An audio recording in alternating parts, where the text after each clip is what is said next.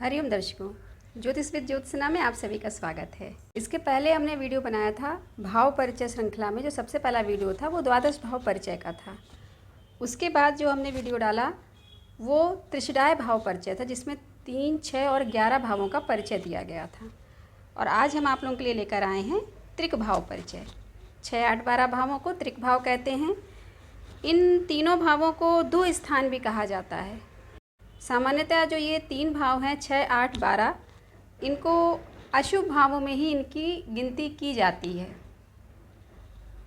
जैसे कि सब जानते हैं, छठा भाव रोग ऋण शत्रु, 8वां भाव मृत्यु का भाव है। इसके साथ साथ अपमान या हार, क्लेश, बदनामी, इन सारी चीज़ों का विचार हम अष्टम भाव से करते हैं। जब द्वादश भाव की बात करते हैं तो द्वादश भाव से दुख, दरिद्रता, खर्चे, इन सब बातों का विचार, इसके साथ साथ हॉस्पिटल, अस्पताल में भर्ती होना, इन सब बातों का विचार हम द्वादश भाव से करते हैं। तो ये जितनी सारी चीज़ें हैं 6, 8, 12 भावों की, तो ये अधिकांशतः चीज़ें जो हैं वो व्यक्ति के जीवन में दुख से ही संबंध बनाती हैं। जैसे छठा भाव है, छठे भाव से हम बीमारी देखते हैं। द्वादश भाव से अगर बीमारी के लिए हम उसका इलाज कराएंगे, हॉस्पिटल में एडमिट होंगे, खर्चा आ जाएगा।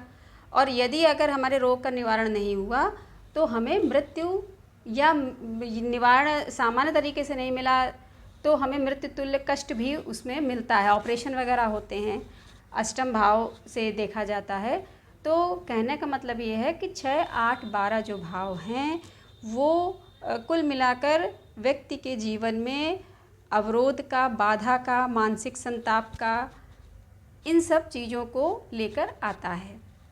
और इन भावों के जो स्वामी ग्रह होते हैं उनका कुंडली के किसी भी दूसरे भावों के स्वामियों के साथ अगर संबंध बनता है तो निश्चित रूप से उनकी दशा अंतर्दशा में व्यक्ति को अनेक कष्टों का, बाधाओं का सामना करना पड़ता है।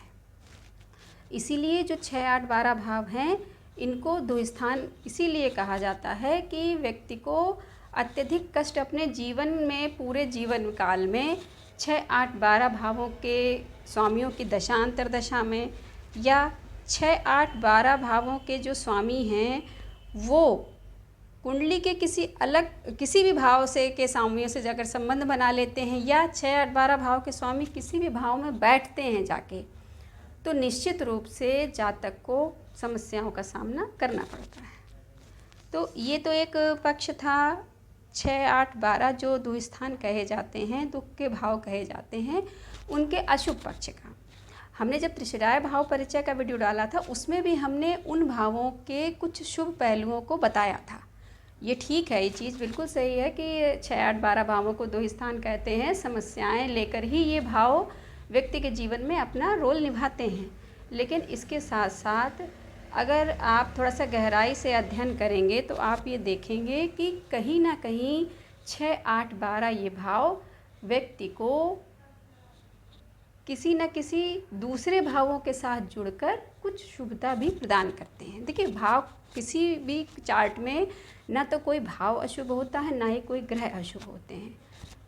भाव भी शुभ अशुभ फल देते हैं सारे द्वादश भाव, और जो ग्रह हैं हमारे 9 वो भी शुभ और अशुभ फल देते हैं। जो ये विचारधारा है कि हमें पूर्व जन्म के कर्मों के आधार पर ही ये जन्म मिलता है और उन पूर्व जन्म के कर्मों का जो फल मिला हमें, उसको अभिव्यक्त करने के लिए हमारी कुंडली होती है और उसमें ग्रह वो हमें दर्शाते हैं कि आपका पूर्व जन्म कैसा था और उसके प्रतिफल स्वरूप आपको इस जन्म में क्या व्यवस्था आपको देकर भेजा गया है यहाँ। जैसे अगर हम छठे भाव की बात करें तो निश्चित रूप से लग्न से छठा भाव रोग दर्शाता है। लग्नेश से इसका संबंध होगा, द्वादशेश से संबंध होगा, अष्टमेश से संबंध होगा। उस टाइम पीरियड में निश्चित रूप से व्यक्ति को रोग की संभावना होती है।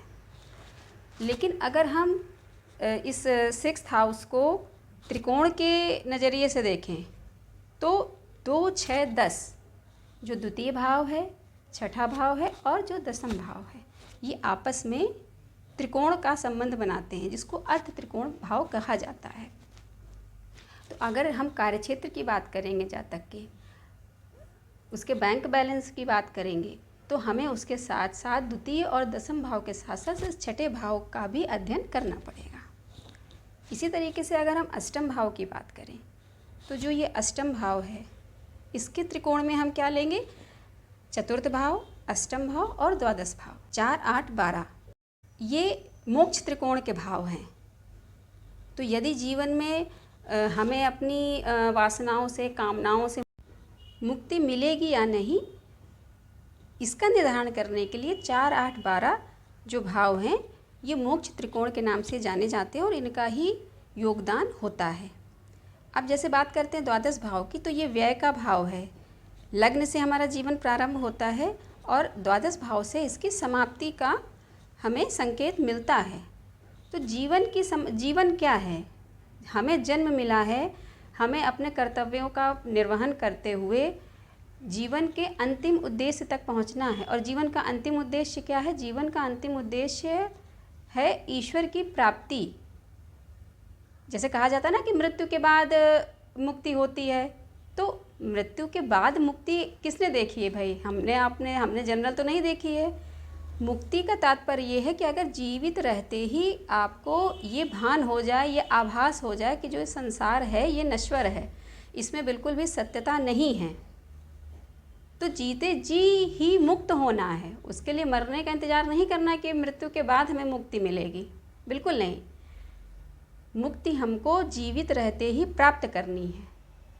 तो जो द्वादश भाव है इसको मोक्ष का भाव भी इसी आधार पर कहा जाता है कि अगर ये इसकी प्रबलता होती है तो निश्चित रूप से हमें जीते जी ही मुक्ति मिल जाती है और हम इस सत्य को समझ लेते हैं कि संसार की जितनी भी चीज़ें हैं वो नश्वर हैं।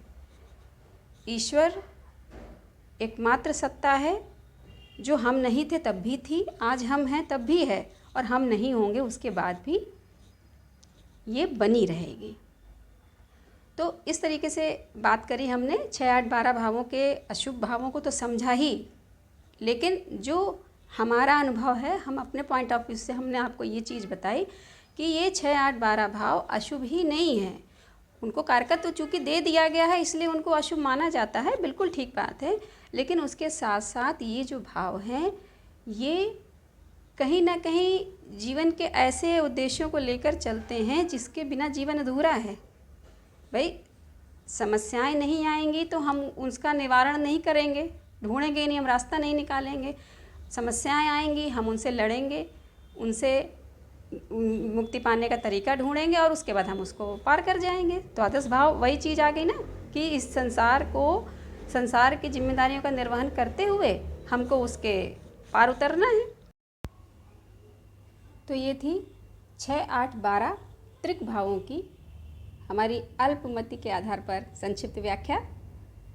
बहुत जल्द मिलते हैं भाव परिचय श्रृंखला के अगले वीडियो में। तब तक के लिए हरि ओम।